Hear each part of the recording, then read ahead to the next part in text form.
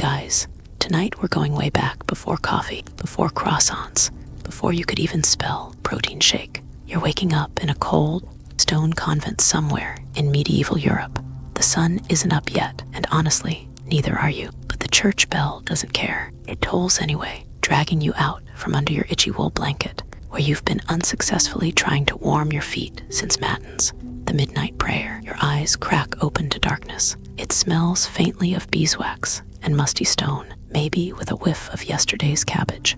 You fumble for your habit, the thick wool garment you'll wear all day and all night. And as you shiver into it, your stomach quietly reminds you that yes, it's empty, very empty. Breakfast is coming. You shuffle down the hallway with the rest of the sisters. No one speaks, not because they're sleepy, though most are, because silence is the rule. You communicate with gestures, glances, maybe a soft cough that means move faster, Sister Agnes. So before you get comfortable, take a moment to like the video and subscribe, but only if you genuinely enjoy what I do here. Let me know where you're watching from and what time it is for you right now. Now, dim the lights, maybe turn on a fan for that soft background hum, and let's ease into tonight's journey together. You enter the refectory. It's dimly lit with a few flickering candles and a shaft of moonlight coming through the narrow, stained glass window. There's no fire going, it's not allowed this early, and the wood is rationed. The long wooden table, rough with age and layered with crumbs from generations of silent meals, is set with wooden bowls and spoons. No plates, no forks, no excitement. And there, already waiting in your bowl, is breakfast. It's a thick grayish mash, maybe barley or millet, depending on what was left in the storehouse. It's lukewarm at best, probably cold, to be honest, and a little lumpy. Occasionally, you get a spoonful that tastes faintly of honey or herbs, but today, it's just porridge. Plain, honest porridge, sometimes called pottage or gruel. This humble meal was the medieval nuns' breakfast staple, grains soaked and boiled into submission, maybe left overnight on the hearth to congeal gently into an unappetizing but calorically decent mass. Historians still argue whether this early morning meal was always consumed at dawn or whether it followed after a second set of prayers. Either way, you're definitely hungry enough not to care. You sit, you fold your hands, you wait until the prioress gives the tiniest nod. Only then do you pick up your spoon, and the silence is thicker than the porridge. Only the soft clink of spoon against bowl and the occasional stomach grumble disturb the quiet. You eat slowly, reverently, because every bite is a kind of prayer, or at least a warm distraction. Now here's the quirky part. This bland bowl actually had spiritual weight. You weren't just filling your stomach, you were practicing humility. The plainness of the food mirrored the plainness of the soul. Rich flavors, unnecessary, spices, tempting, butter, maybe on Sunday. You're here to focus on heaven, not your taste buds. And yet, once in a while, Sister Helena from the kitchen adds a splash of yesterday's ale to the pot, just to clean out the jug. And you pretend not to notice. There's a moment where you look around the table and think, this is it.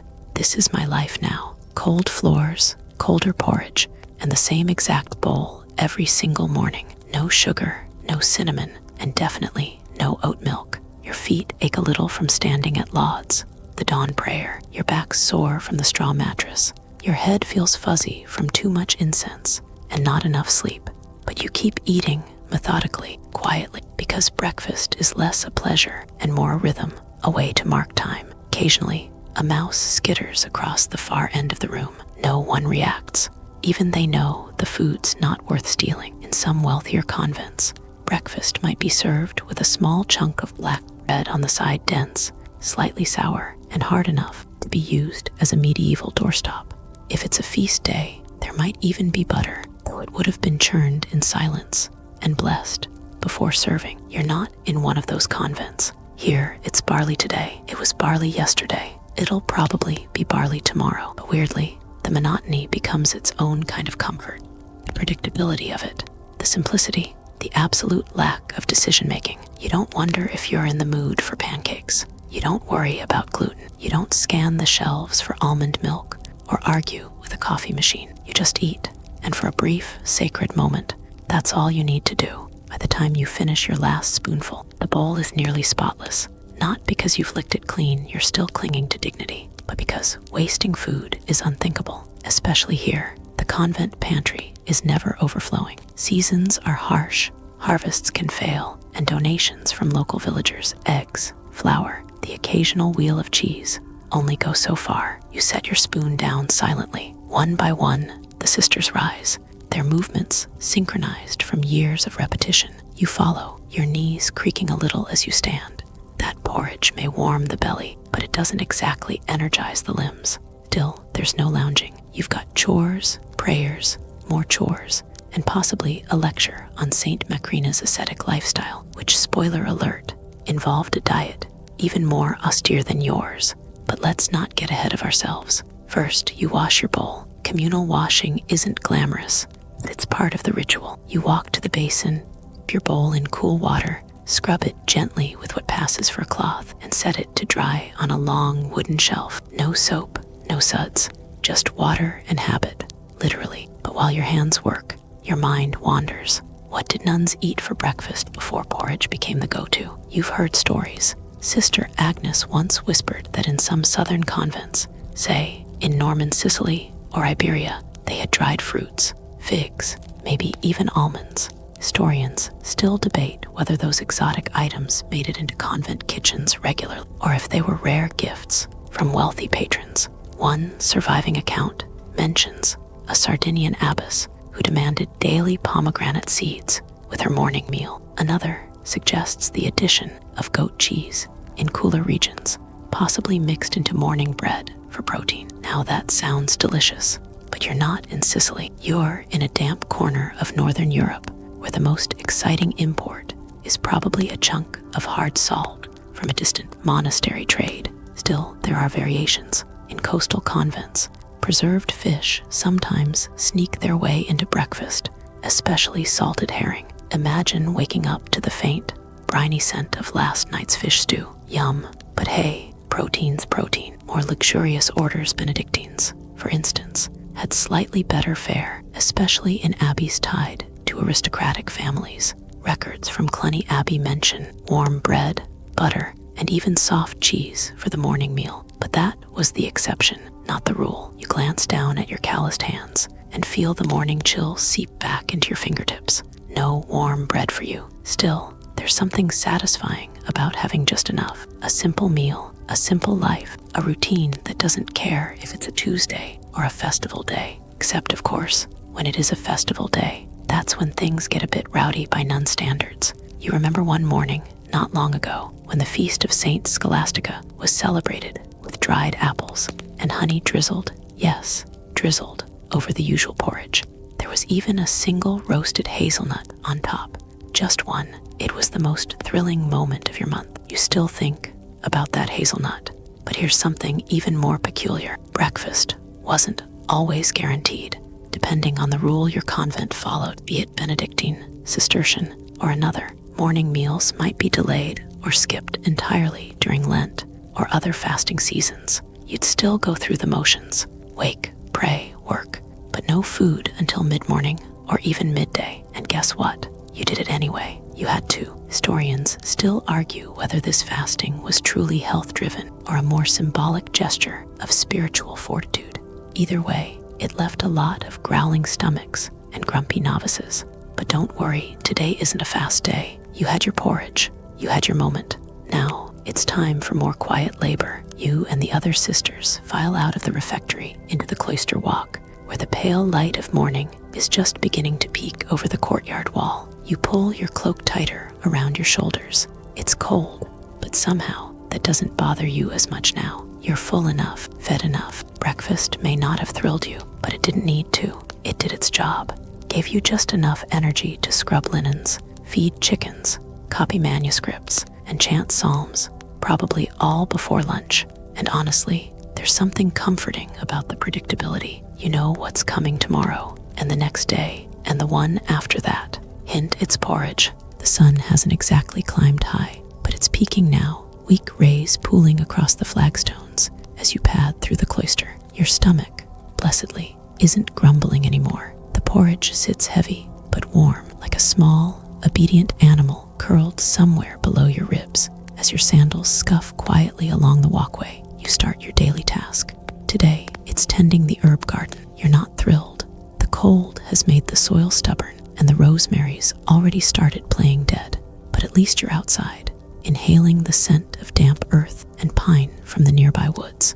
Besides, the garden isn't just for medicine, it's breakfast too. You kneel beside a patch of sad-looking leeks, and as your fingers work the roots loose, you remember yesterday's stew, thin, barely salted, with exactly 2 carrot slices floating around like royalty. And then it hits you, that little scrap of chive on top of your porridge this morning. It came from right here. You plucked it, you washed it, and Sister Beatrice chopped it with her terrifyingly dull knife. It's easy to forget that nearly everything you eat comes from within these walls, or just beyond them. Historians still debate how self-sufficient medieval convents really were. Some argue that larger abbeys operated like miniature economies, with livestock, fisheries, vineyards, even small breweries.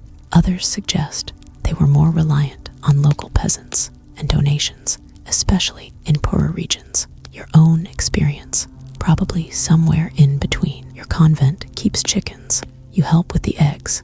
Most mornings, they go to the sick or elderly sisters, but occasionally, just occasionally, they end up in the breakfast pot. A poached egg in porridge is a sacred thing. Not for flavor, it's subtle at best, but for texture. Imagine that soft yolk, barely set, pooling into the oats like golden ink.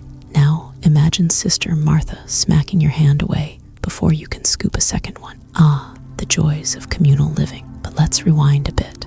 Before porridge took over, breakfast at medieval nunneries wasn't even guaranteed. You see, under the rule of Saint Benedict, still followed in many orders, eating before noon was discouraged, unless absolutely necessary. That meant that for centuries, many nuns started their day with nothing but morning prayers and the occasional whiff of barley from the kitchens. Over time, practicality won. Nuns, like everyone else, needed energy for their tasks. Farming, cleaning, nursing the sick, it all required fuel. So breakfast crept into the daily rhythm, often unofficial at first, then institutionalized in different ways across Europe. There's one delightful document, written in a scrawled Latin, that even Sister Theophania would squint at. That mentions fractus panis cum lacti being served to novice sisters in winter. That's broken bread with milk, basically medieval cereal, not revolutionary,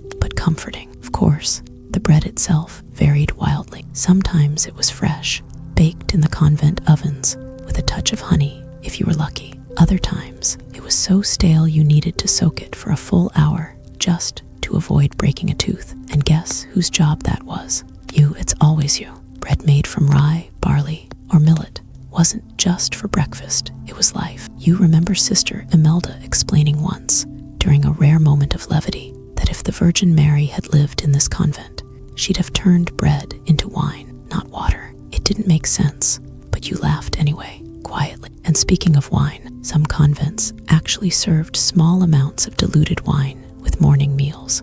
Not here. Here, you get weak ale, safer than water, less exciting than anything else. Still, it's warm, slightly sour, and helps wash down the oats. You lean back, fingers now stained with soil, and watch a robin hop across the frost-dusted wall. Even in this chilly patch of garden, life is quietly doing its thing. The sage refuses to die. The thyme, though limp, smells like summer. You rub a bit of it between your fingers and sniff, just for the memory. Remember that time Sister Agnes snuck wild garlic into the morning bread?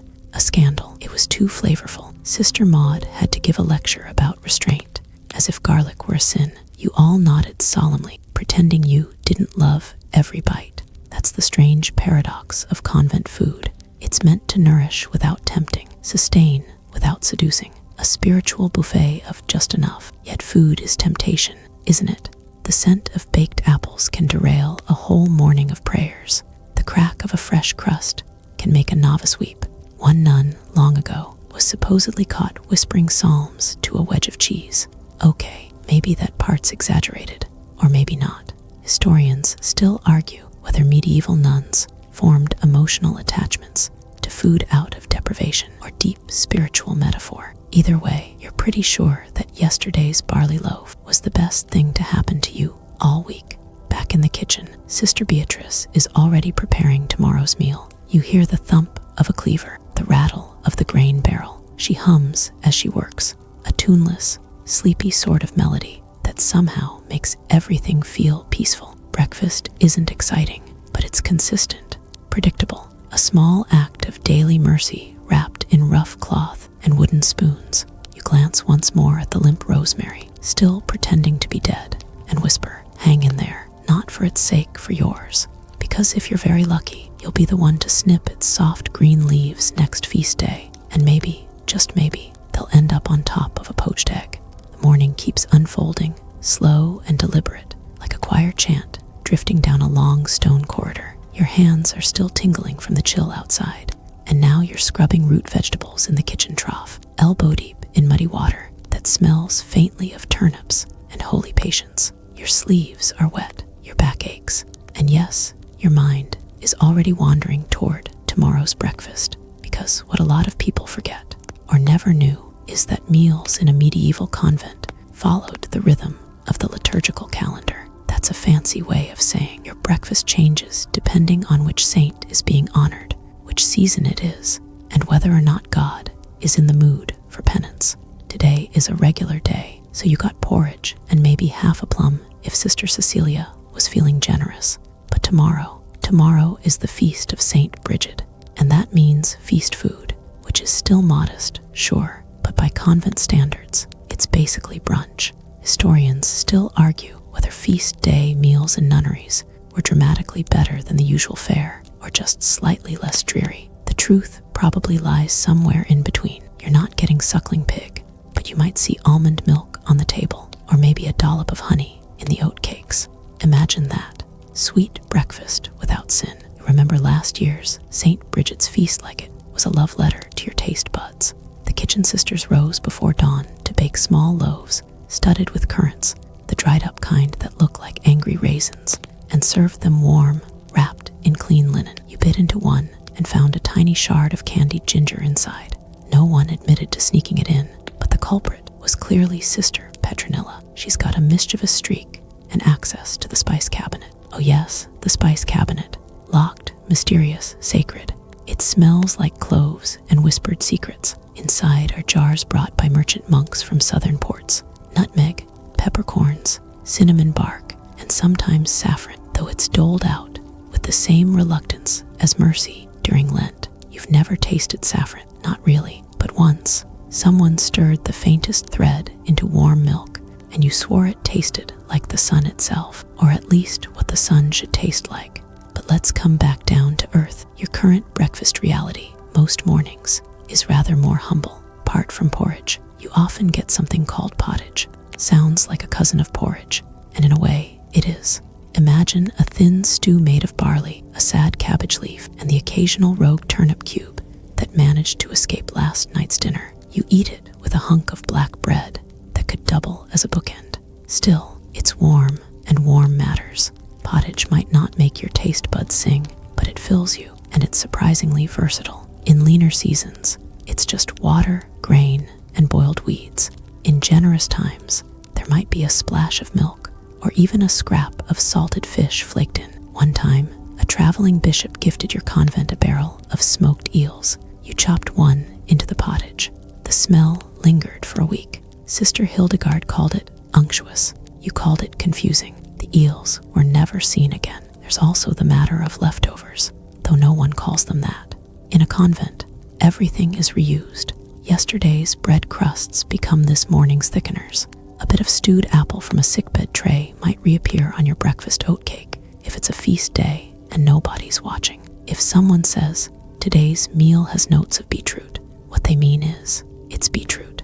Again, you might think this monotony would drive you mad, but actually, it comforts you, because in a world where almost nothing is yours, not your clothes, not your bed, not even your name if you took vows young, breakfast is one of the few small pleasures that remain dependable. The feel of a warm bowl in your hands, the scratchy sweetness of millet on your tongue, the soft clink of wooden spoons against clay. Even the silence is a kind of flavor. You eat in the refectory, under a vaulted ceiling and a painted crucifix that always seems to be watching. Technically, meals are taken in silence, unless someone is reading from the Vitae Patrum, the lives of the fathers. Monks and nuns across Europe loved a good saint story with their stew. Some of them are beautiful. Saint Clare fasting for 40 days, Saint Cuthbert preaching to otters.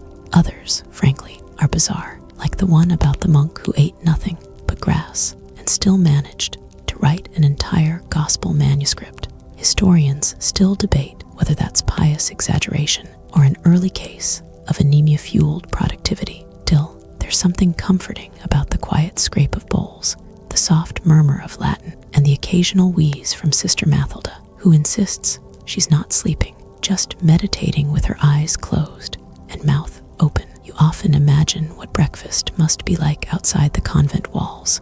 Surely more meat, surely more butter, definitely more complaining, but maybe less ritual, less order, less grace. Because in here, food is part of the rhythm of prayer. You don't just eat, you receive. You give thanks, you share, and every now and then, just often enough to keep you going, you get a surprise. A sweet apple slice, a spoonful of warm custard made from almond milk and spiced with distant cinnamon, a reminder that God's mercy might, in fact, taste like dessert. You finish rinsing the last of the parsnips, hands numb, heart oddly warm. Breakfast has passed. Tomorrow's is coming, and maybe, just maybe, it'll include that elusive saffron thread again. By now, you're used to the rhythm, the slow inhale and exhale of convent life, each day folding neatly into the next, like the pressed linen of your wimple. Still, something about breakfast keeps the days distinct. Each meal, each bowl, each faintly burned crust of barley bread tells you something about the season, the garden, or what the cellar master has quietly run out of. Today, for instance, you sit down to your morning pottage and immediately notice a hint of bitterness. Not in a bad way, it's earthy, tangy, almost lemony. Sister Scholastica, always the herbal enthusiast, informs you it's sorrel plucked fresh from the outer garden where the sun hasn't quite decided whether it wants to wake up yet. It's not your favorite flavor, but it's a change. And in a medieval convent, change is a rare and precious seasoning. The convent garden, of course, it's where most of your breakfast begins. You step through the little iron gate and into a world that smells like wet earth, crushed time, and hard work. Vegetable beds are organized with monastic precision, leeks in tight rows, cabbages like squat green saints, and trellises sagging with beans when the season allows. It's not glamorous, but it's yours, at least for an hour before lauds. Many of the sisters don't like garden duty. It's dirty, slow, and half the tools are older than the abbot himself, but you do. There's something deeply satisfying about coaxing breakfast out of the soil, even if what you get at the end is basically gruel, now with legumes. This morning, you help harvest salsify, an unglamorous root vegetable that looks like a stick and tastes like a less confident carrot. But in convent kitchens, even the humble salsify has potential. It's grated into pottage, fried into fritters, or mashed with herbs and eggs into something called Nun's Delight, which you strongly suspect is just a sarcastic nickname. Historians still debate how much influence individual nuns had over their convent's kitchen choices. Some argue that all recipes were handed down by male ecclesiastical authorities, while others believe local sisters experimented freely with whatever they had. You're inclined to believe the latter. After all, you've seen Sister Basilia throw a fistful of lavender into a lentil stew just to see if it tastes like prayer. It didn't, but it did taste like soap in a rather holy way. The garden isn't just for vegetables either. Over by the south wall, a narrow bed is bursting with medicinal herbs, chamomile, rue, hyssop, and wild mint. You pick a few leaves and tuck them into your sleeve. Mint tea sometimes appears at breakfast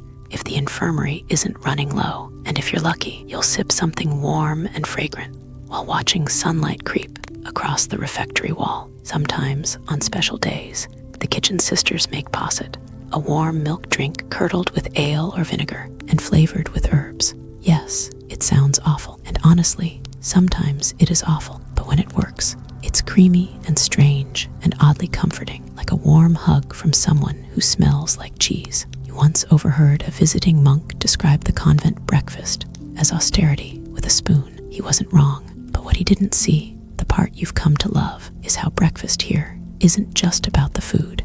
It's about rhythm, routine, reverence. Even the way you pass the bowls, always to the left, always in silence, feels sacred. And despite the kitchen's limitations, you notice patterns. In colder months, breakfast leans toward hearty grains and warming spices. In summer, lighter fare appears, fresh greens wilted in oil, cold porridge with a drizzle of honey, apples sliced so thin they look like stained glass. You remember once, just once, a passing pilgrim brought oranges, real oranges. They were gifted to the abbess, who shared them with the sisters after matins. You were given one fragile wedge, and it nearly made you weep. Bright, tart, miraculous. You've never tasted anything like it since. Even now, when breakfast consists of boiled barley and nothing else, the memory of that orange lingers like a promise. The kitchen itself is a world apart. It smells of smoke and wet stone and whatever was last forgotten on the hearth. Everything is cooked over open flame or in blackened cauldrons, suspended on iron chains. Sister Euphemia reigns here stooped, stern and terrifyingly fast, with a ladle. She knows exactly how long to simmer parsnips before they turn to mush, and can judge a pottage's salt level by scent alone. She doesn't tolerate waste. If a leek leaf is still green, it's soup-bound. If oatcakes crumble, they become tomorrow's gruel. If bread grows hard, it's toasted on the hearth and served with broth, renamed penitent's toast. In a modern kitchen, this would be sustainability. Here, it's survival. You've learned tricks. Soak barley overnight in beer instead of water, better flavor. Add chopped sorrel last, so it doesn't dissolve into slime. And always, always test the temperature of the porridge before handing it to Sister Albina. Her tongue is apparently blessed with divine heat sensitivity. There's a kind of culinary creativity born from scarcity. When you only have 5 ingredients and no one to impress, you get brave, you experiment, you create what some might call medieval magic. And yet, for all this effort, breakfast is often silent, brief, and immediately forgotten, but not by you. You remember the warmth of the bowl, the quiet pride in a well-peeled salsify, the way sunlight hits the rim of your cup just before prime. You remember, because breakfast in this place is not just food. It's proof that you're still here, still alive, still held, somehow, by routine and ritual, and the promise of tomorrow's small, steaming bowl. And when the other sisters file out to start their day, you linger for a moment, your spoon resting in the dregs of oat and onion. You breathe in the scent of scorched grain and thyme, and whisper a prayer, not for more food, but for more mornings like this. The bells toll softly across the convent grounds, not so much commanding as reminding. Time to rise, time to pray, time to chew. You trail behind the others, not out of laziness, but because you're savoring the last hint of garlic in your mouth, just a whisper of flavor, enough to cling to your memory for the next few hours of silence. But today isn't a normal day. The kitchen has a guest. You shuffle into the refectory and notice it immediately on the corner table, covered with a linen cloth so white it practically glows in the morning light, rests a silver dish. Silver, actual, real silver, not the tin alloy disguised as piety. That only comes out for special occasions. And sure enough, perched beside the silver is Brother Thomas, a visitor from the nearby Benedictine monastery. He's here to give a sermon, or borrow a manuscript, or maybe just escape the dreariness of monks for the slightly more refined dreariness of nuns. Either way, he's brought something extraordinary. Salted herring. You spot the gleaming fish and feel your stomach lurch with something dangerously close to joy. Fish is a big deal. Protein, flavor, and a break from the grainy monotony of porridge life. It's not unheard of at breakfast, especially on feast days, but still rare enough to cause a mild stir. The herring isn't fresh. It's been salted, smoked, and tightly packed into a wooden barrel for at least 3 months. But in this world, that's practically a delicacy. You eye the tray like it might vanish into a puff of incense. Now here's the thing about herring. It's divisive. Some sisters love the sharp saltiness, the oil that seeps into your fingers and refuses to leave. Others say it tastes like regret and low tide. But love it or not, everyone understands its value. Preserved fish, after all, is what makes long winters survivable. Medieval nuns didn't have refrigeration or even consistent access to fresh water, so they mastered preservation techniques. smoking, salting, brining, drying. Fish was often the star of that process, especially during Lent or other fasting periods when meat was banned. But cold-blooded animals, read, fish, were given a theological loophole. Historians still argue whether nuns stretched these rules creatively or stuck rigidly to the book. Some records suggest that certain convents classified beavers and even barnacle geese as fish to justify eating them during fasts.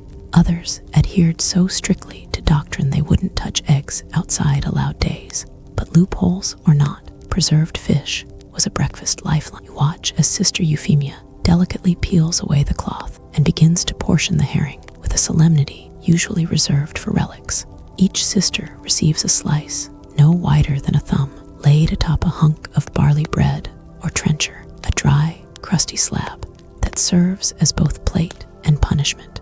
And here comes your piece. It's glistening, firm, and smells like a shipyard. You place it reverently on your bread and try not to inhale too enthusiastically. A quick glance to your right confirms that Sister Merelda has already begun.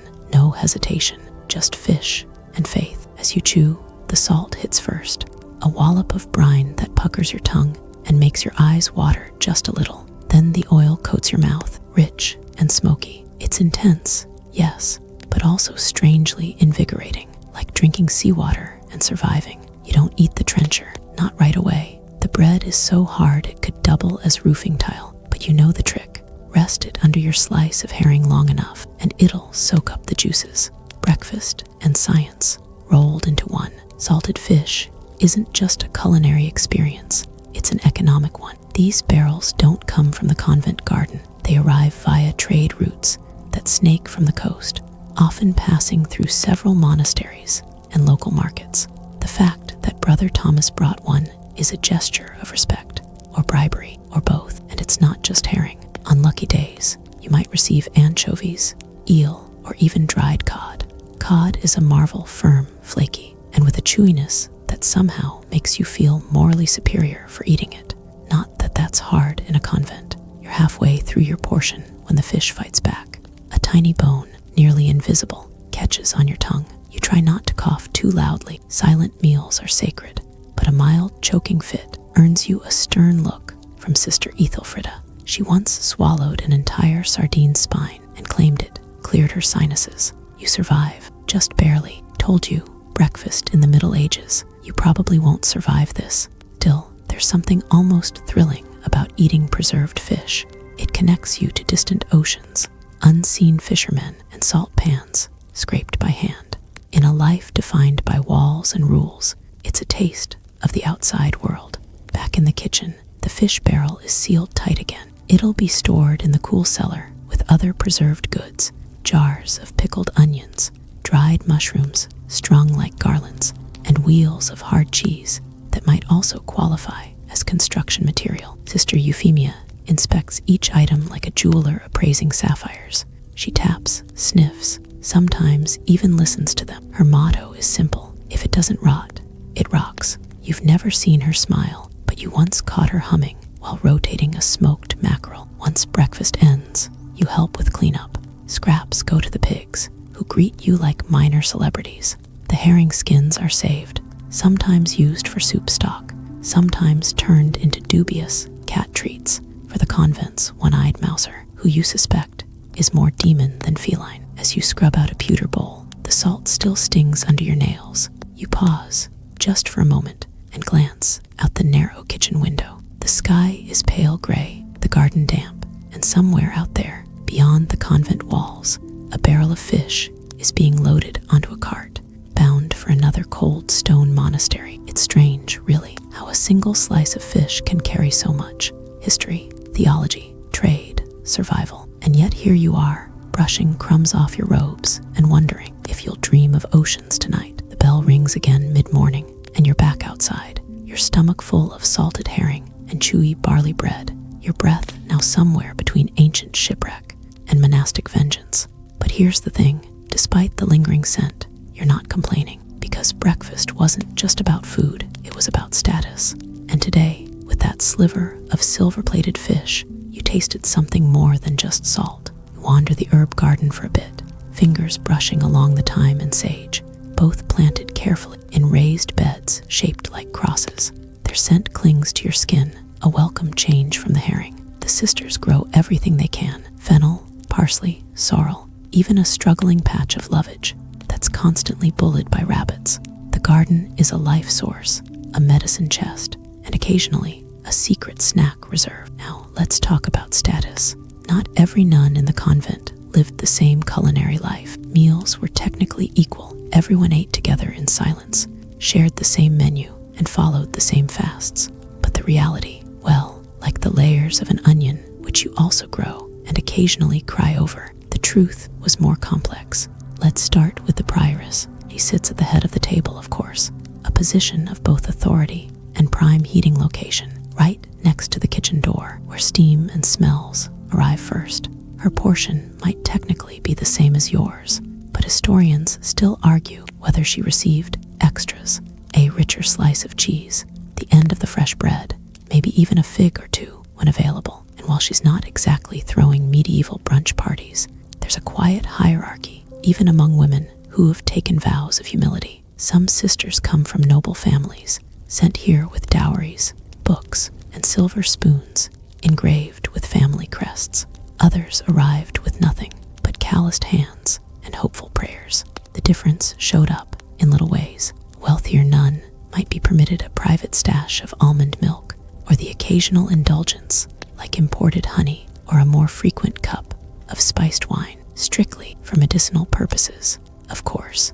In contrast, the poorer novices often made do with whatever was left after the main serving rounds. Now, the cook, don't underestimate her. In many convents, the cook wielded quiet power. She knew what went into each dish, who was allergic to what, though you didn't call it allergies back then, just God's displeasure, and which none needed an extra helping after a particularly intense vigil. The cook might subtly adjust portions, add a touch of honey here, a bit of preserved lemon there, tiny, blessed mercies offered through food.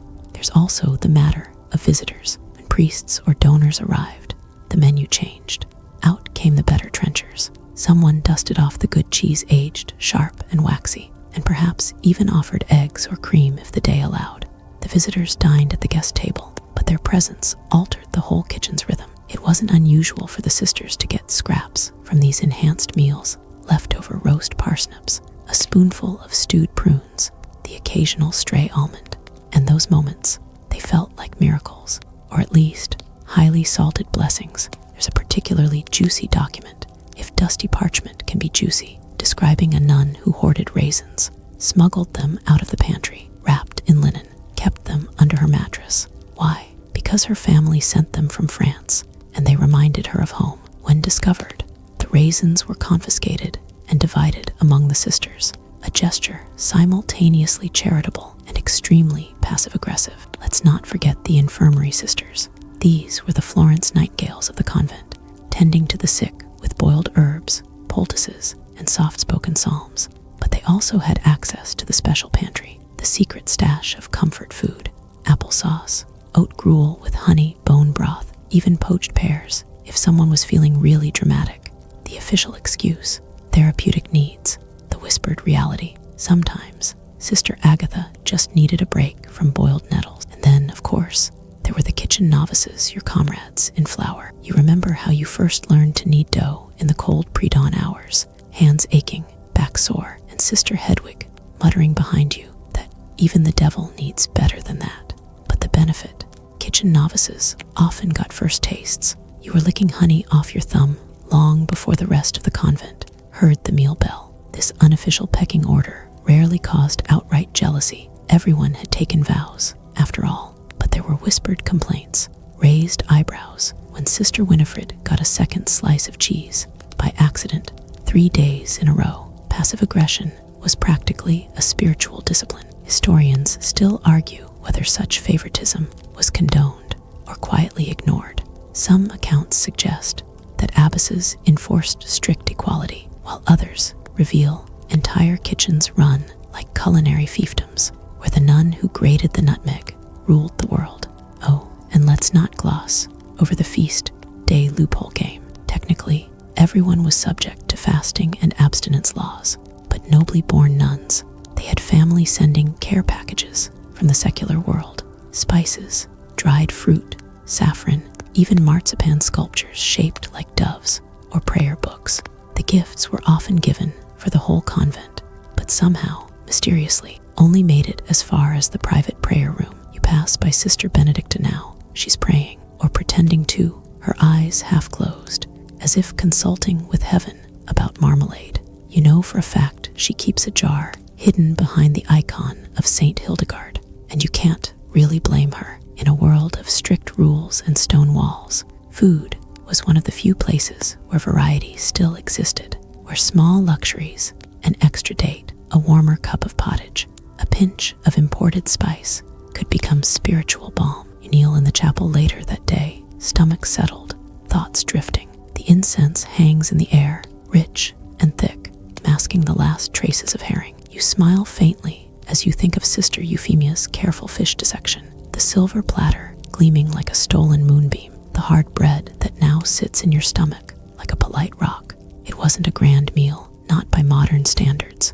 but it told you everything about life here, about class, status, small rebellions, and even smaller victories. You close your eyes, hands folded, and whisper a prayer of thanks.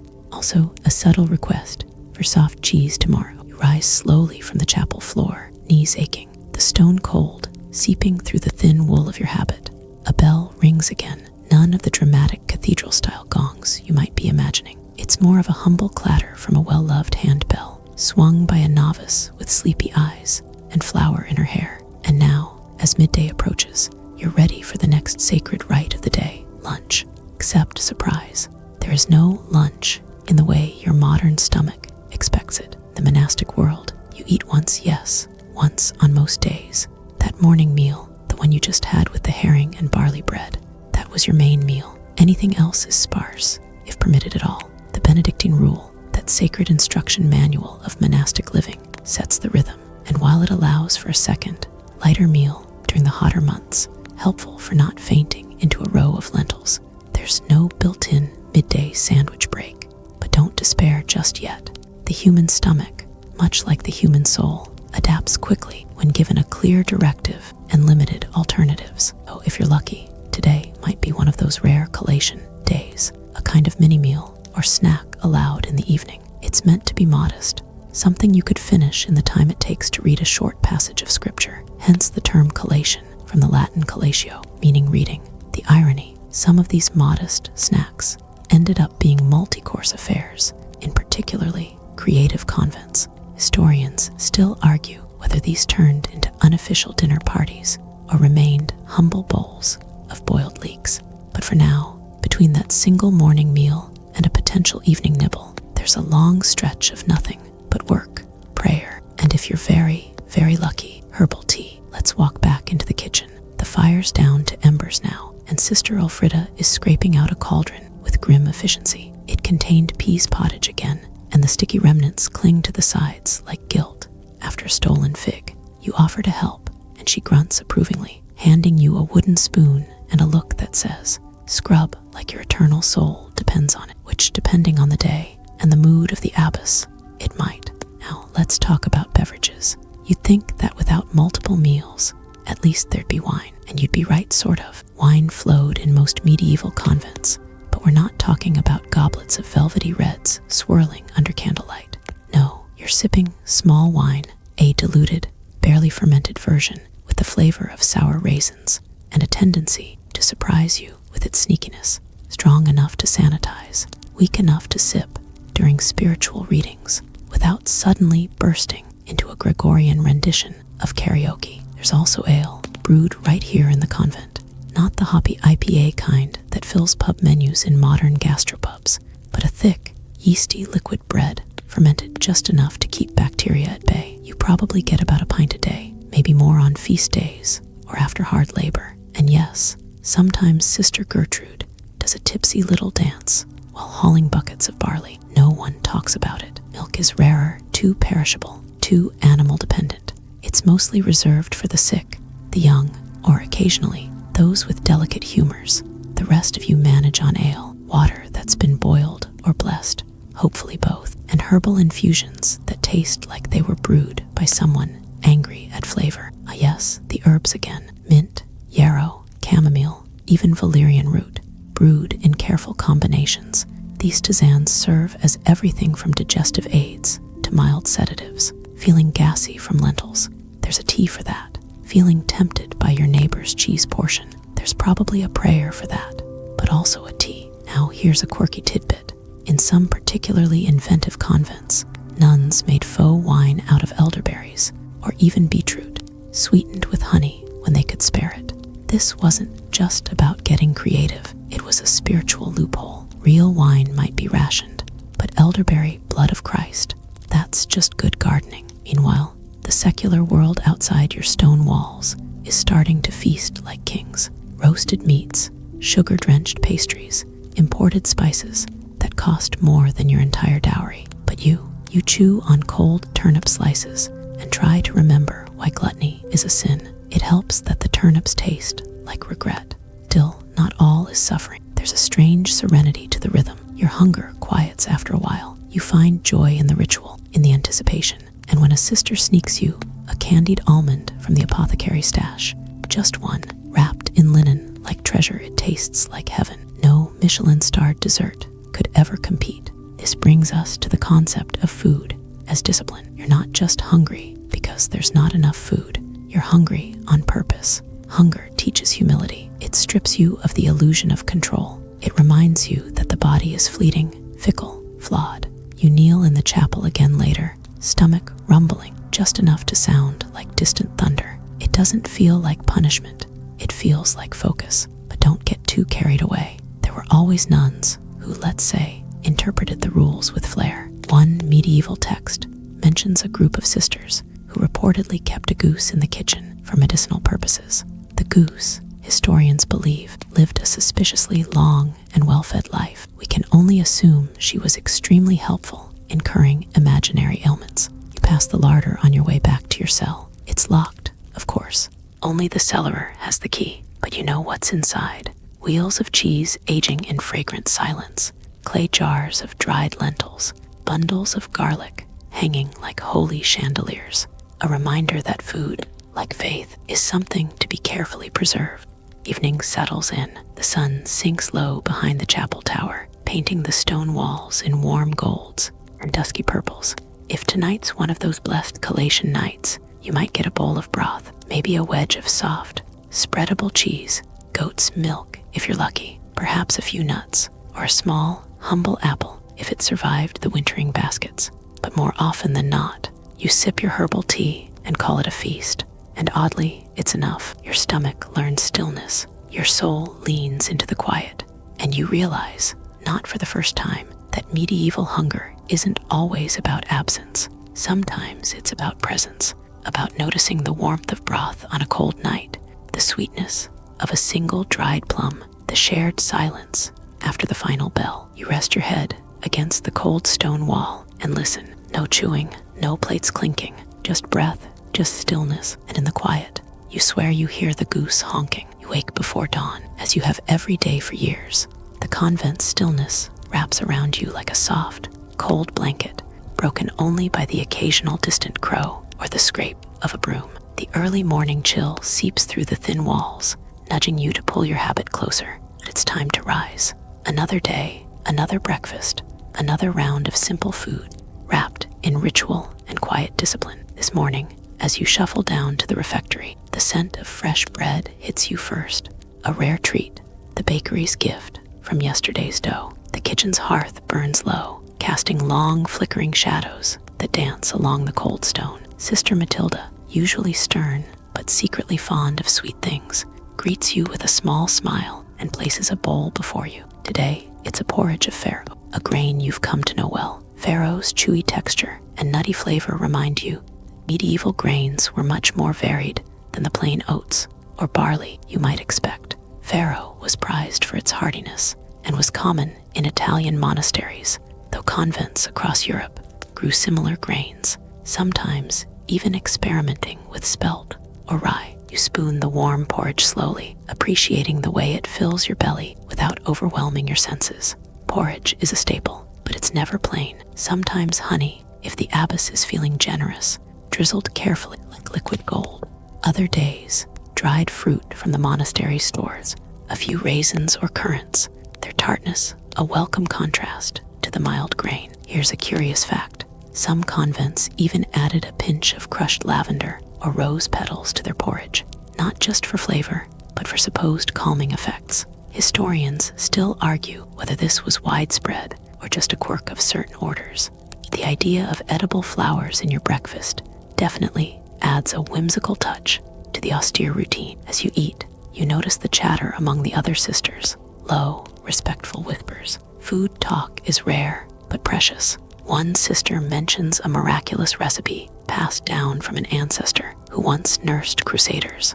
Another wonders if the elusive rice mentioned in the abbess's manuscripts was ever really cultivated nearby or simply a traveler's fancy. Rice, was as rare in most of medieval Europe as a unicorn. It symbolized wealth and exoticism, something to dream about during long fasts and plain meals. You imagine a tiny grain, almost magical, slipping into your humble bowl. Speaking of which, fasting rules cast long shadows over convent meals. Certain days required abstinence from meat, and sometimes even dairy or eggs. Fish was the safest bet during these fasts, which explains the prominence of salted fish at breakfast. You likely wouldn't get fresh fish often. That was reserved for monks or wealthier abbeys. But salted herring or cod, soaked overnight to soften, was a reliable protein source. The preservation techniques themselves are fascinating. Salting and smoking fish weren't just about flavor. They were essential for keeping food edible for weeks or months. Remember that stray cat you once saw sneaking a nibble? It probably appreciated the smoky tang as much as you did. Meanwhile, your beverage is a mild ale brewed in the convent's own brewery. It's thick and cloudy, a far cry from today's refined drinks, but it's comforting and slightly sweet, with a faint tang of yeast.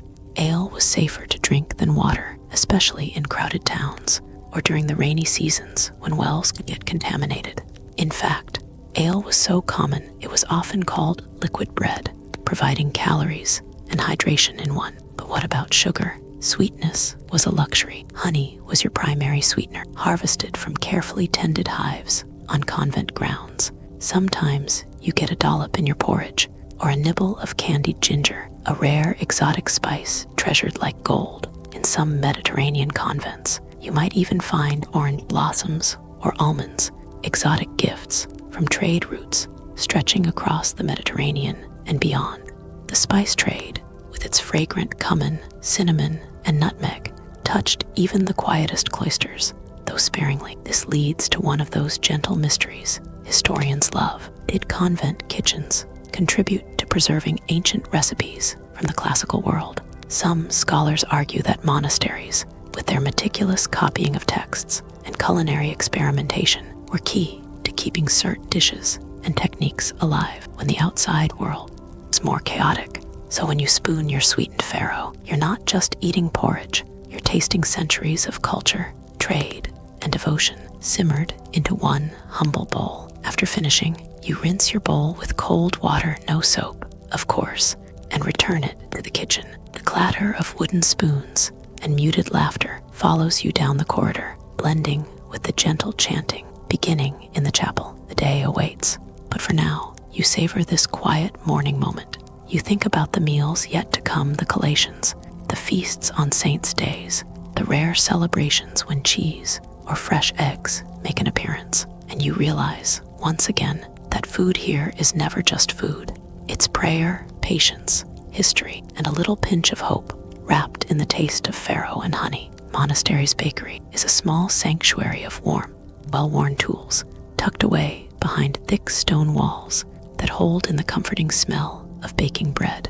You often find yourself wandering there after breakfast, drawn by the rhythmic kneading and the steady heat radiating from the oven. Bread, was the true cornerstone of medieval convent cuisine, not just for sustenance, but as a symbol of daily life and divine providence.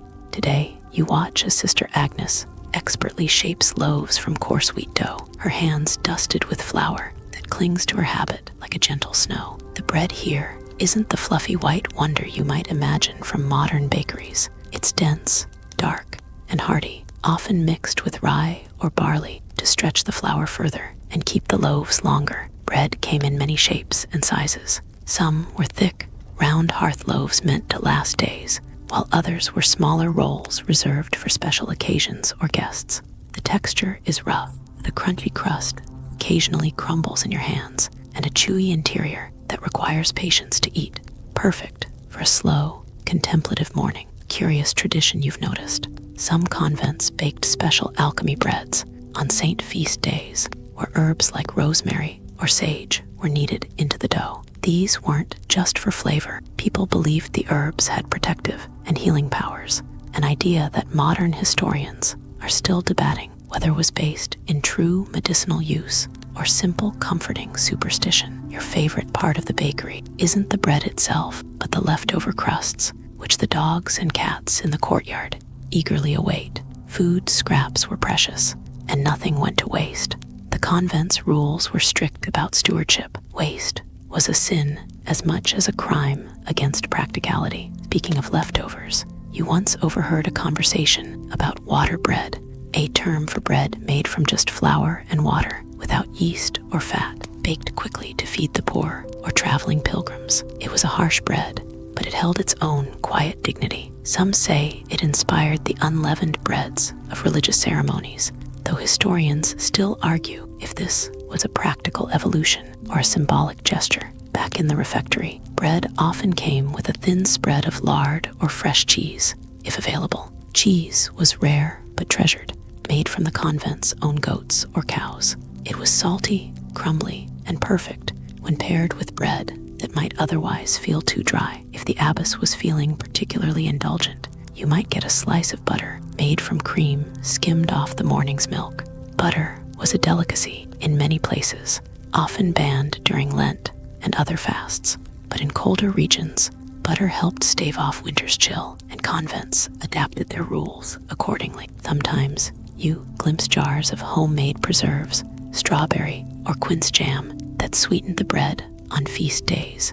Sugar was so rare it was almost mythical, but fruit preserves were a clever way to capture summer sweetness for the colder months. One of the lesser-known facts about medieval convent baking is the use of spiced bread infused with exotic flavors like cinnamon, cloves, and anise. These spices came from faraway lands, brought by traveling merchants who risked perilous journeys along the Silk Road and spice routes. It's humbling to think that your humble slice of spiced bread connects you to distant deserts and forests, to traders and caravans. Yet, this brings up an ongoing scholarly debate. How widespread were these exotic spices really among convent kitchens? Some argue that only the wealthiest abbeys or those near trade hubs had access, while others believe these spices trickled down more broadly, becoming subtle, treasured elements of many convent diets. As you bite into a crusty loaf, you think about the labor that went into every ingredient, the farmers who tilled the land, the millers who ground the grain, and the bakers who turned humble flour into sustenance. Bread isn't just food here, it's a quiet celebration of the earth's bounty and human perseverance. After the morning meal, you find yourself drawn to the orchard. Fruit trees planted centuries ago offer a brief sweetness before the day's work truly begins.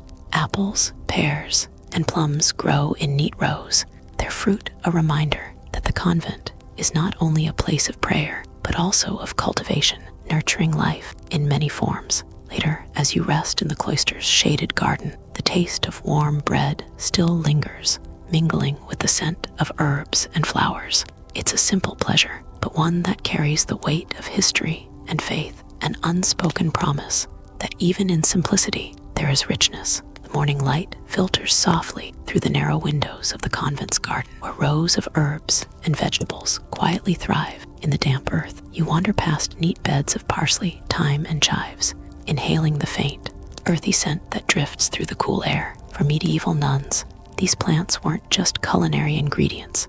They were medicine, spiritual symbols, and sometimes secret luxuries. Herbs were essential to the convent kitchen, especially for breakfast preparations. You remember the gentle crunch of fresh parsley stirred into pottage, the thick vegetable stew served hot to start the day. Pottage could be simple: barley, or oats boiled with wild greens, but the addition of herbs brightened the flavors and offered a little burst of freshness. Historians still argue whether convents grew herbs primarily for their healing properties or their subtle seasoning. Perhaps the truth lies somewhere in between. Either way, the gardens were a refuge of calm productivity where the sisters spent quiet hours tending to their plants before the rest of the world awoke. You learned that lavender wasn't just for scenting linen. It was also steeped in morning teas, believed to calm the mind and ease digestion. This calming effect probably helped the sisters endure the long hours of prayer and manual labor ahead. On the other hand, some herbs like rue and pennyroyal were treated with caution, their bitterness thought to ward off evil spirits or prevent illness. The idea of drinking a bitter brew to chase away bad luck feels oddly soothing, like a medieval placebo for the soul. Breakfast often included a modest serving of these herb-infused drinks, sometimes sweetened with honey if it was available. Honey was the convent's natural sweetener, gathered from hives tended by the sisters themselves. Bees were revered creatures, symbolizing hard work and divine order, and their honey was treasured for both flavor and healing qualities. The honey you taste is thick and golden, a far cry from the pale, processed stuff in modern stores. It clings to your tongue, a gentle sweetness that lingers long after the last drop. You imagine the patience and care it took to manage the hives, to coax nature into producing this liquid gold. Another quaint breakfast treat was a form of early granola, a mixture of nuts, dried fruits, and grains. This hearty snack was practical for the sisters, who faced long hours of fasting or manual labor, and it was a reminder that even in austerity, small pleasures could be found. Oddly enough, some convents experimented with fermented foods like sauerkraut or pickled vegetables, though these were more common at midday meals.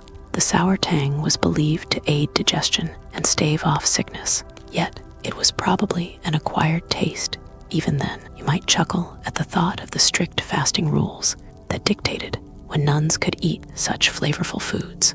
Butter, cheese, and eggs were forbidden on fast days, and some convents even limited the amount of bread allowed for breakfast, rules that today might seem more like gentle culinary torture. Yet, in spite of these restrictions, the sisters managed to find comfort in the textures and scents of their simple fare. You imagine their mornings beginning with the slow, deliberate ritual of breaking bread, sipping herb tea, and sharing quiet moments before the day's duties claimed them. Remember that the monks in nearby abbeys often had similar diets, but with notable differences: more meat and wine in some regions.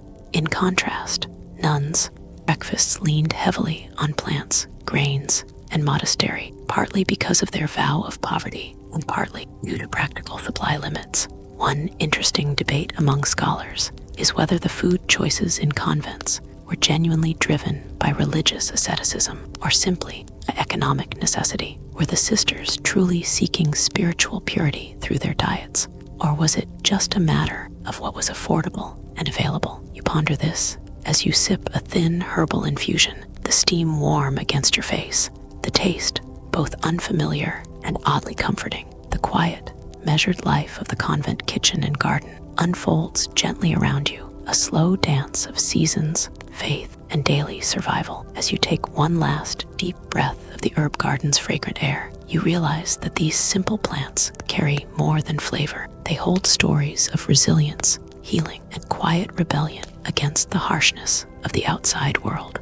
The convent kitchen, though modest, was a place of constant quiet activity. In the early morning, you step closer now and hear the faint clatter of wooden spoons against heavy cauldrons, the soft hiss of oats boiling gently in water. For breakfast, the sisters usually prepared what you might call a medieval porridge, an unsweetened, simple blend of oats, barley, or sometimes rye grains. You might imagine this mushy concoction as a far cry from your favorite creamy oatmeal topped with berries, but in its simplicity lies a certain humble comfort.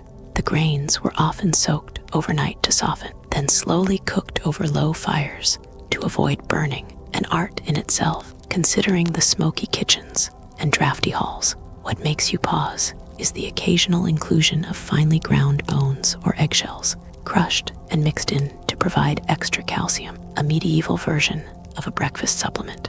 It sounds odd now, but back then, it was considered practical and beneficial for bone strength. Historians still argue whether this practice was widespread or just a localized custom in certain convents.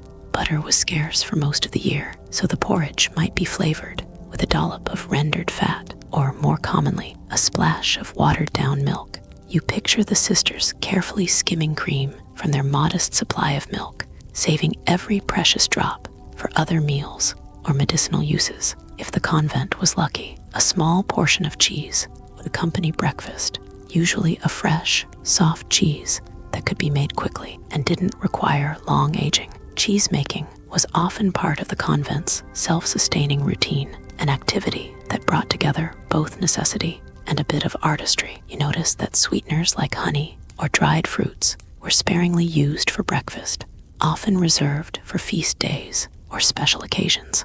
On regular mornings, the sisters embraced the natural, unsweetened flavors of their food, cultivating a palate far different from modern tastes. A quirky detail you might enjoy: in some convents, breakfast porridge was sometimes sprinkled with crushed mint or dried rose petals. These additions didn't just add flavor, they were believed to uplift the spirit and even improve memory during the day's prayers and study. Outside the kitchen, the low murmur of prayers drifts through the cloisters.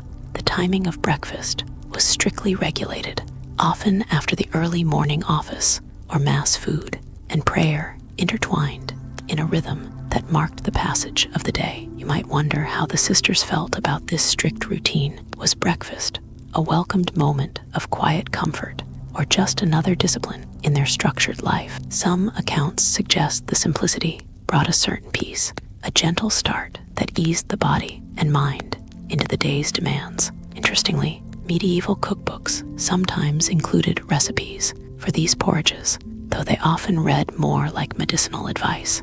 These texts recommended warming spices such as cinnamon or ginger in small amounts, luxuries that were expensive but occasionally used to stimulate appetite or aid digestion. And speaking of spices, you might be surprised to learn that many convents had access to imported spices thanks to trade routes that spanned continents. These were rarely for everyday meals, but treasured additions on special days, transforming humble porridge into something almost celebratory. You recall how earlier we touched on fasting rules and how they shaped what the sisters ate. On strict fast days, even the humble porridge might be made with water instead of milk, and all fats were avoided. It's almost like a diet that would challenge even the most dedicated modern health enthusiasts. You might smile thinking about the sisters' resilience. They didn't have protein shakes or espresso shots, but they had routines and rituals that nurtured body and soul in a very different, but no less meaningful way. Finally, you imagine the slow morning light filtering into the kitchen, the warmth of the fire blending with the scent of cooking grains and herbs. A small world where simple breakfasts were a moment of calm and sustenance in a life devoted to faith and community. The convent's breakfast routine would hardly be complete without the quiet presence of bread, the ever-important staple of medieval life. As you step into the bakehouse, the warm aroma of freshly baked loaves envelops you, a comforting contrast to the often chill stone walls of the convent. Bread came in many forms for the nuns. Dense, coarse rye loaves were common in colder regions, while softer wheat breads appeared where grain was more plentiful. The bread wasn't just a side dish, it was the cornerstone of every meal, including breakfast. You observe the thick, uneven crusts and the dark, hearty crumb inside, which would have been chewier and far less airy than modern bread. Sourdough starters were sometimes used, though wild yeasts varied greatly from place to place, making every batch a little different. The sisters often toasted or crumbled bread into their porridge for texture and added calories. Sometimes, thin slices were spread with a small smear of honey or soft cheese, turning the humble slice into a simple delight. A fascinating detail: in some convents, leftover bread was dried and ground into breadcrumbs, which were then used to thicken soups or as a filling for pastries served on feast days. This thrifty approach reflects a medieval mindset where no crumb was wasted. You might be surprised that medieval nuns rarely ate bread plain. It was more often a vehicle for other flavors like honey, herbs, or a smear of preserved fruit, a precursor to the modern jam. These preserves were made carefully by the sisters in late summer, stored in cool cellars for the winter months. Historians still debate the extent to which bread quality varied by region and wealth within convents. Some argue that poorer convents subsisted on much coarser bread and watery pottage, while wealthier abbeys enjoyed more refined wheat loaves and occasional additions of butter or eggs. The act of bread making itself was an important ritual. Kneading the dough required time, patience, and a bit of skill. Often, novices learned these tasks under the watchful eyes of experienced sisters, tying the preparation of food to the lessons of humility and discipline. The bread oven, usually a communal one, was heated by burning wood or peat, and timing the baking was a delicate task. Too long, and the bread was rock hard; too short, and it was doughy and unsafe to eat. This balance added a gentle rhythm to the kitchen's early hours. You might find it amusing that some convents marked their bread with little symbols or initials, identifying whose batch it was, or even as a blessing to ward off spoilage. These tiny marks were like medieval food signatures, blending practicality with a touch of personality. Of course, the bread was not always flawless. Mold and spoilage were constant concerns, especially in damp climates. Sisters had to rely on their senses, smell, touch, and sight, to decide whether a loaf was still edible or destined for the chickens outside. On occasion, stale bread found its way into the kitchen as frumenty, a porridge made by boiling bread with milk, eggs, and spices. This dish was more common at larger abbeys or on feast days, a simple comfort food that might remind you of bread pudding. The practice of offering the first loaf to the poor was also common in some convents, reflecting the charitable mission of many religious communities. This act of sharing food, particularly bread, embodied a spiritual generosity tied to daily meals. You can't help but think how central bread was, not just as food, but as a symbol of life, faith, and community. The phrase "breaking bread" takes on a literal and deeply communal meaning here, anchoring the sisters in their shared rhythm of prayer and labor. As you savor the imagined scent of freshly baked loaves, you realize that the bread at a medieval convent breakfast was far more than simple sustenance. It was a daily blessing, a labor of love, and a connection to centuries of tradition. Now that you've lingered over porridge and bread, it's time to consider the humble beverages that accompanied a medieval nun's breakfast. Water, of course, was the simplest choice, but often far from the refreshing drink you imagine today. Instead, water was sometimes regarded with suspicion due to concerns over purity and health. Enter the drink known as small beer, a low-alcohol, lightly fermented brew that provided a safer alternative to water. You imagine the sisters sipping this thin, mildly bitter beer. It was nourishing, hydrating, and had just enough alcohol to kill off any lurking microbes. Historians still argue whether small beer was as common in convents as it was among peasants, but many agree it was a practical staple. Hot drinks like herbal teas were also common, especially in colder months. Chamomile, mint, or lemon balm were often brewed from dried herbs grown in the convent's own garden. You can almost hear the faint whistle of steam rising from rough ceramic mugs, warming cold hands and quieting restless minds. Interestingly, some convents produced simple fruit syrups or infusions. Think of them as the medieval equivalent of flavored waters made by steeping fruits like elderberries or hawthorn in hot water. These were not just tasty, but believed to have health benefits, aiding digestion or calming nerves before a day of prayers and chores. Milk, though scarce and carefully rationed, sometimes made its way into the morning cup, usually from goats or cows tended nearby. Fresh milk was often reserved for the young or the sick, so you imagine the sisters savoring it sparingly. You may find it amusing that water was sometimes flavored with vinegar or wine to create pasca, a drink beloved by Roman soldiers and later by monks and nuns alike for its refreshing tartness. While not part of everyday breakfast, such drinks remind you how medieval hydration was more diverse than you might expect.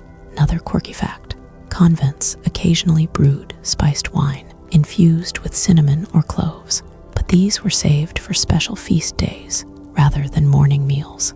The occasional sip was a gentle luxury amidst the strict discipline of convent life. The practice of fasting influenced beverage choices heavily. On strict fast days, no milk or alcohol was allowed, so herbal teas or plain water were the norm. These fasting beverages helped maintain energy without breaking religious rules. The quality and availability of water also varied wildly depending on the convent's location. Urban convents often struggled with polluted wells, while rural ones had fresher sources, which added an environmental layer to their dietary choices. You remember that odd detail about the crushed eggshells in porridge? A similar practical approach applied here. Sometimes a pinch of crushed oyster shells was added to drinks to fortify bones, though you might be grateful that the taste was mostly masked by herbs. Finally, as you settle deeper into this morning scene, the simple ritual of drinking takes on a quiet meditation quality. Each sip a gentle pause between the demands of prayer, work, and study. In this way, even the most basic medieval beverages offer a window into a world where nourishment and spirituality were closely entwined, and where every element of breakfast carried meaning beyond mere hunger. As your breakfast journey through the convent nears its gentle close, it's time to explore the rituals and rhythms that framed the morning meal itself. You settle into the quiet hall, imagining the sisters moving in harmony, an orchestrated dance of discipline, devotion, and domestic care. The communal breakfast was typically eaten in silence or accompanied by readings from scripture or devotional texts. You might picture the flickering candlelight casting soft shadows on stone walls as a senior sister's calm voice reads aloud, guiding the younger ones into reflection. While they chew, you learn that the meal's timing was strictly regulated, often beginning just after the first prayers of the day. The schedule allowed for a short, modest meal before the day's labor and further worship, reinforcing the rhythm of spiritual and physical nourishment. Tables were long and austere, with simple wooden benches. There were no lavish spreads, just enough food to sustain body and soul. Each sister was allotted a modest portion, carefully measured to avoid excess, reflecting vows of poverty and temperance. The ritual of grace before meals was a solemn moment where thanks were given not just for food, but for the blessing of community and the discipline to live by faith. This quiet act set a tone of mindfulness that lingered even as the meal ended. You might smile at the thought of the strict rules around speaking during meals. Talking was minimal, but sometimes a brief whisper was allowed for practical needs, like passing a piece of bread or requesting water. Laughter was rare but treasured, a small crack in the convent's solemn shell. Oddly enough, some convents had a practice of breaking the fast, not with breakfast, but with a small snack earlier in the morning called the collation, a tradition that historians still debate regarding its timing and content. This snack was often a piece of fruit, a bit of cheese, or leftover bread, meant to sustain through long prayer sessions.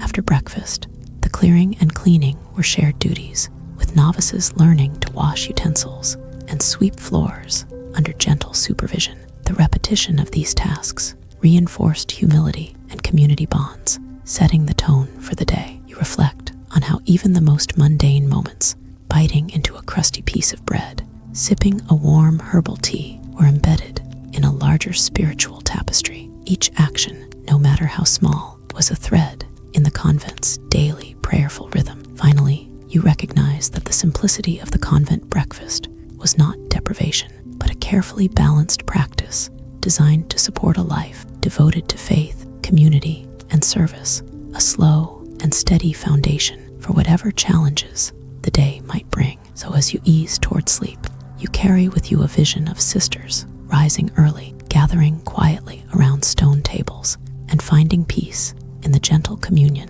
of shared bread and whispered prayer. soft wind down to close your evening. Early morning light fades softly behind your eyelids as you imagine the convent settling into stillness. The quiet murmur of prayers lingers like a gentle breeze, soothing and calm. You breathe slowly, letting your body sink deeper into comfort.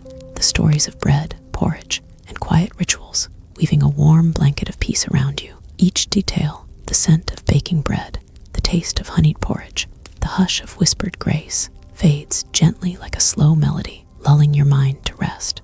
There's no rush here, only the steady rhythm of life lived simply and fully, anchored in kindness and care. Let the last thoughts drift softly away like a candle's flicker at dusk as you slip into deep, dream-filled sleep.